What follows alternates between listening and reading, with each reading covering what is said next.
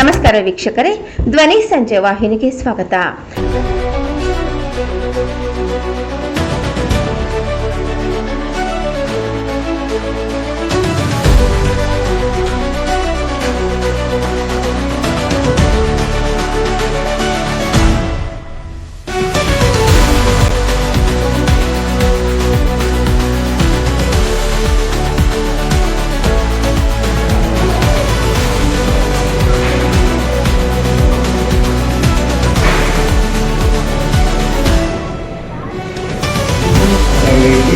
ಜೊತೆಗೆ ನಮ್ಮ ಚಿತ್ತ ಜಿನೇಂದ್ರ ಒಳ್ಳೆ ಇದನ್ನು ಕೂಡ ಡಿಸೈನ್ ಮಾಡಿ ಇದಕ್ಕೆ ಮೆರವಣಿಗೆಗೆ ಬೇಕಾದಂಥ ಎಲ್ಲ ವ್ಯವಸ್ಥೆ ಮಾಡಿಕೊಟ್ಟಿದ್ದಾರೆ.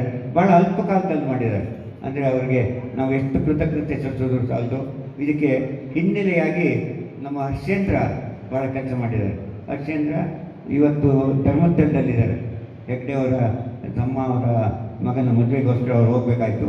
ಹಾಗಾಗಿ ಅವರು ನಮ್ಮ ವಿ ಆರ್ ಶೀತಲ್ ಕುಮಾರು, ಚಿತ್ತ ಜಿನೇಂದ್ರ, ಹರ್ಷೇಂದ್ರ ಅವರ ತಂಡ ಏನಿದೆ ಅದು ಬಹಳ ಸಮರ್ಪಕವಾಗಿ ಕೆಲಸ ಮಾಡಿದೆ.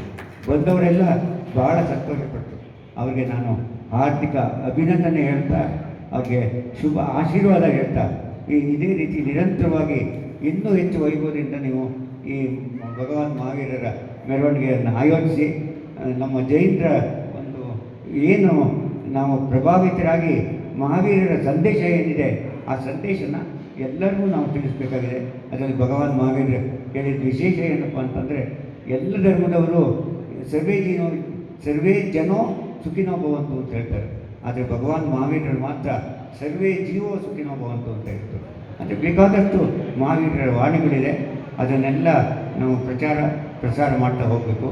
ಇದಕ್ಕೆಲ್ಲ ಪೂರ್ಣ ಸಹಕಾರ ಕೊಟ್ಟಿರುವಂಥ ನಮ್ಮ ಎಲ್ಲ ಸಿಬ್ಬಂದಿ, ಕಾರ್ಯಕಾರಿ ಸಮಿತಿ ಸದಸ್ಯರು, ಆಫೀಸ್ ಬೇರರ್ಸು ಹಾಗೂ ಮತ್ತೊಮ್ಮೆ ನಮ್ಮೆಲ್ಲರ ಜೋರಾದ ಚಪ್ಪಾಳೆಯಲ್ಲಿ ಈ ಮೂವರು ಮಹನೀಯರ ಸ್ಮರಣೀಯ ಕೊಡುಗೆಯನ್ನು ಸ್ಥಳೀಯವಾಗಿರುವಂತಹ